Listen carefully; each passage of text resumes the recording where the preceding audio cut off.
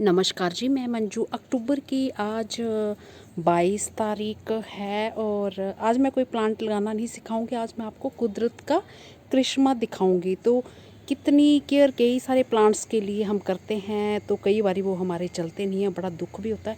तो एक पौधे का मैं कमाल आपको दिखाती हूँ। तो अभी ये फूल देखिए, अभी भी 1:30 बजने को है इस टाइम।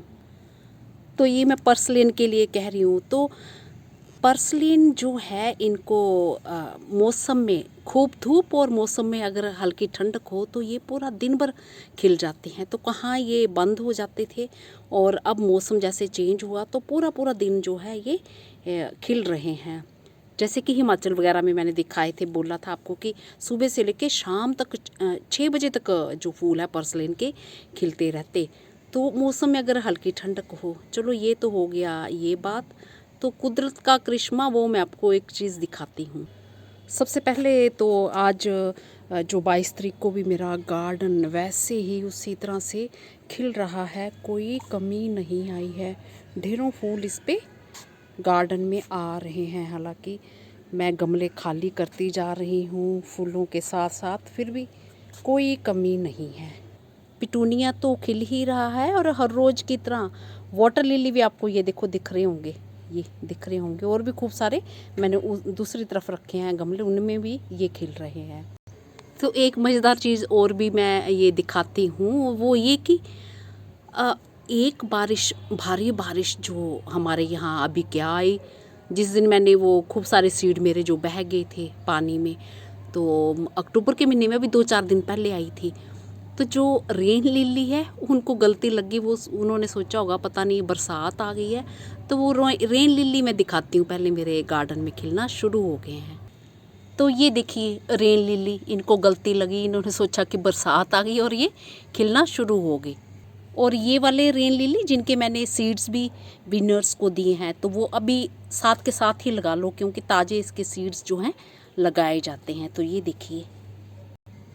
तो चलिए, ये तो फूलों की बात होगी। अभी मैं जो कुदरत का करिश्मा दिखा रही हूँ वो ये कि कुछ दिन पहले मैंने एक बादाम का बड़ा सा पौधा उखाड़ के जो मैंने 20 लीटर वाली बकेट में ग्रो किया था। तो मैं नहीं चाहती थी कि उसके आसपास जो पौधे हैं बहुत सारी खुराक ले लें, और बादाम का पौधा जो अच्छे से ना चले, और फिर वो मेरे को गर्मियों में उठाना बड़ा ही मुश्किल लग रहा था। हालांकि जिसमें वो ग्रो बैग में है था पहले, तो वो 15x15 का ग्रो बैग, उसमें ज़्यादा खुराक मिल रही थी। और जिसमें मैंने 20 लीटर वाली बकेट में लगाया है, तो उसमें कम स्पेस है उससे। तो ये देखिए, बादाम का पौधा तो मेरा ये हरा भरा है ही है। ये देख रहे हैं आप, इस तरह से ये हरा भरा है ही है। और अभी थोड़ा पत्ते भी इसके झड़ेंगे, क्योंकि ऑटम का टाइम है, तो ये पतझड़ जो चल रहा है, तो इसमें पत्ते पूरे इनके झड़ जाते हैं। तो जो मैं कुदरत का करिश्मा दिखाने वाली हूँ, तो इस बैग में, जो ग्रो बैग में मेरे बादाम लगा था, तो बादाम के साथ साथ जो एक सिलोशिया का खूब बड़ा पौधा लगा था, तो मैंने उसकी जड़ें पूरे इसमें बैग में फैल चुकी थी। तो मैंने सोचा कि अगर मैं निकालूंगी सिलोशिया को, बचाऊंगी, तो फिर उखाड़ूंगी जड़ें, तो मेरे बादाम जो है डिस्टर्ब हो सकता है। तो ये देखो, सिलोशिया को मैंने यहीं से, ये पूरी ये रूट अभी भी इसकी हरी है नीचे, और यहाँ से ट्विस्ट करके ये ट्विस्ट किया, ये सिलोशिया का ये दिख रहा है, ये अभी भी ये सिलोशिया का इतना मजबूत वाला ये। तो इसको ट्विस्ट करके ऐसे ऊपर से ही जड़ें पूरी नीचे, और मैंने ऐसे ही इसमें रख दिया, छोटे से बैग में रख दिया। और ये देखिए हरा भरा हो गया फिर से। और ये फूल थे, और मैंने सीधा भी नहीं रखा था, मैंने तो यूं ही रख दिया था, पता नहीं ना जाने क्या सोच के रखा था। और ये पूरे फूल हरे भरे।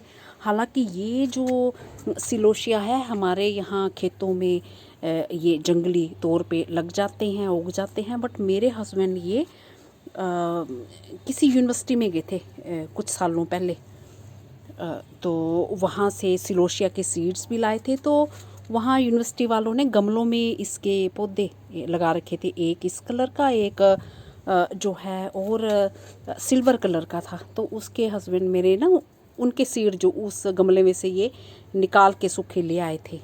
तो तब से मैं ग्रो करती हूँ, तो ये अपने आप ही उगाते हैं। तो ये देखिए, मैंने सीधे भी नहीं रखा, और बस कुछ एक पत्ते जो यहाँ यहाँ से इसके ये सूखे, ये निशान पड़े हैं, ये सूख गए हैं, ये मैंने झाड़ दिए और ये फूल पूरा हरा भरा हो गया।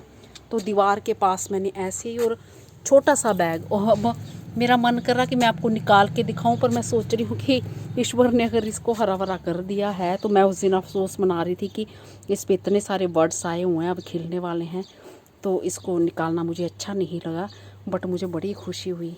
तो ये देखिए पौधा मेरा हरा भरा। तो चलिए देखते हैं, मैं निकाल के ज़रा देखती हूँ, इसको आराम से उठाती हूँ पहले कैमरा बंद करके, तो फिर देखते हैं। तो ये वहीं दीवार के पास ही ऐसे ही ये पड़ा है, सुबह की धूप इसमें आती है, हालांकि कोई मेरे ख्याल से 4-1 घंटे की धूप यहाँ पे लग जाती है सुबह की। तो ये मैंने ज़रा सा खींचा, ये देखिए ये जड़ें पूरी नई बनी हुई, ये देख रहे हैं आप, ये यहाँ से मैंने ट्विस्ट किया था, ये नई जड़ें इसकी छोटे छोटे छोटे छोटी ये ऐसे बन गई हैं, और इसी से ये हरा भरा हो गया। तो ये ज़्यादा मुझे मेहनत करनी ही नहीं पड़ी इसको करने में, और बस ऐसे ही मैं रख दूँगी, इस तरह से ही मैं धीरे से, अब जड़ें बन ही गई हैं तो धीरे से मैं इसको सीधा कर दूँगी पौधे को। तो ये देखा, इस तरह से भी कुदरत का करिश्मा हो जाता है। हाँ, मेरे हस्बैंड जो है तमिलनाडु यूनिवर्सिटी गए थे, तो मैं दिमाग से मेरे निकल ही गया था कि कहाँ पे गए थे, तो वहाँ से ये लेकर आए थे इस लोशिया के सीड्स। तो बड़े अच्छे फूल लगते हैं, तो एक बार गार्डन में लगा दो तो फिर हमेशा अपने आप ही सीड्स इसके गिरते रहते हैं, और फूल जो है पौधे अपने आप ही बरसात के टाइम निकल आते हैं। तो इसलिए हमें कभी भी होप नहीं छोड़नी चाहिए, चीज़ हो जाए तो भी ठीक है, नहीं हो तो भी ठीक है। तो मैं यही सोचती हूँ।